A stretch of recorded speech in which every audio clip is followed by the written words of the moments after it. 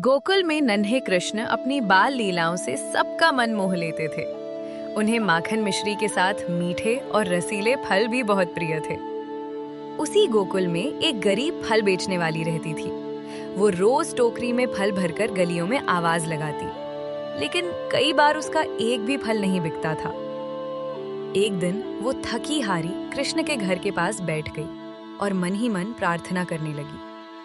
हे प्रभु, आज भी कुछ नहीं बिका, घर में खाने को भी कुछ नहीं है, मेरी मदद करो। उसी समय नन्हे कान्हा वहाँ खेल रहे थे।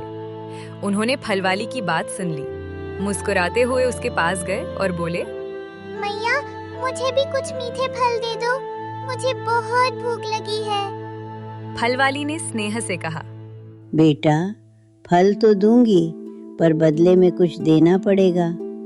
कान्हा तुरंत घर के अंदर गए, एक पात्र में रखा हुआ अनाज देखा और अपनी छोटी छोटी मुट्ठियों में गेहूं भर लिया। वे जल्दी जल्दी बाहर दौड़े, पर रास्ते में उनके हाथों से ज्यादातर दाने गिरते चले गए।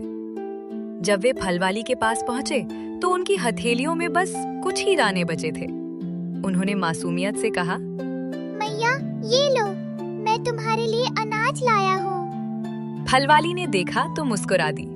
उसे समझ आ गया कि बालक की मुट्ठी से दाने गिर गए होंगे। उसका हृदय करुणा से भर उठा। उसने सोचा, ये बच्चा सच में भूखा है। उसने बिना किसी लालच के अपनी पूरी टोकरी के फल कान्हा को दे दिए। कान्हा प्रसन्न होकर फल ले गए। जब फलवाली अपने घर पहुंची और टोकरी रखी तो वो आश्चर्य से भर उठी।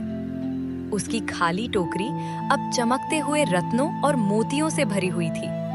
वो समझ गई कि ये कोई साधारण बालक नहीं, स्वयं भगवान की लीला थी।